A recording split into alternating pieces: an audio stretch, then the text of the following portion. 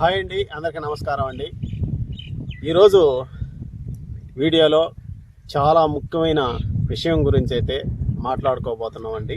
ప్రతి సీజన్లో అంటే ఖరీఫ్లో కానీ రబీలో కానీ రైతులు ఇబ్బంది పడే సమస్య ఏమిటంటే ఎరువుల కొరత. ఎరువులు లేవు. ఎరువులు అధిక ధరలు పెరగటం వల్ల క్యూ లైన్లో నిలబడి ఈ సమస్య ఎందుకు వస్తుంది, కారణం ఏమిటి, దీనికి పరిష్కారం ఉందా, ఈ వీడియోలో తెలుసుకుందాం. పూర్తిగా చూడండి. ఫస్ట్ పాయింట్ వచ్చేసి పంట విస్తీర్ణ పెరిగిపోతుందండి. తర్వాత ఎరువులు దిగుమతి తగ్గిపోతుంది, ఉత్పత్తి తగ్గిపోతుంది.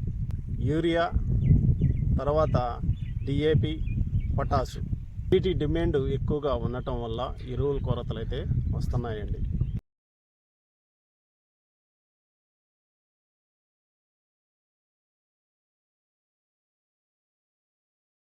రెండో పాయింట్ వచ్చేసి మన దేశంలో ఎక్కువగా వాడే ఎరువులు ఏంటంటే యూరియా, డిఏపి, పొటాసు.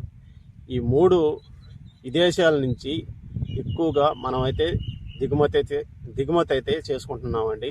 ఆ దేశాలు ఏంటంటే ఉదాహరణకి చైనా, తర్వాత రష్యా.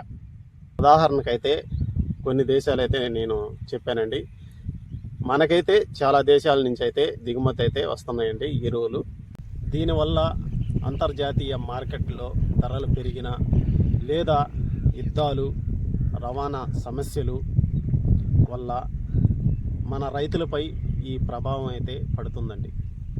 మూడో పాయింట్ వచ్చేసి రైతులు ఒకే ఎరువుపై ఆధారపడటం వల్ల, అంటే ఉదాహరణకి యూరియా అధిక మోతాదులో మన పొలంలో చల్లటం వల్ల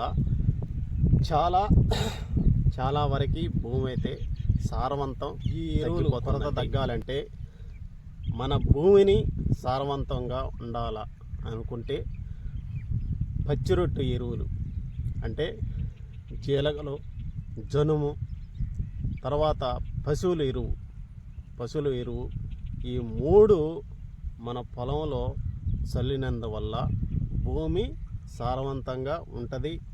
ఈ ఎరువుల కొరత కూడా చాలా వరకు తగ్గద్ది. ఫ్రెండ్స్, ఈ ఎరువుల సమస్య ఒకరిపై ఆధారపడి ఉండదండి. ఒకటి విధానం, తర్వాత దిగుమతి, తర్వాత మార్కెట్ రేట్లపై ఆధారపడి ఉంటుందండి. ఫ్రెండ్స్, ఈ వీడియో మీకు ఉపయోగపడితే ఫ్రెండ్స్కి షేర్ చేయండి, లైక్ చేయండి. కొత్తగా ఛానల్ చూస్తున్న వారు సబ్స్క్రైబ్ చేసుకోండి. తర్వాత మంచి వీడియోలో కలుసుకుందాం. బాయ్.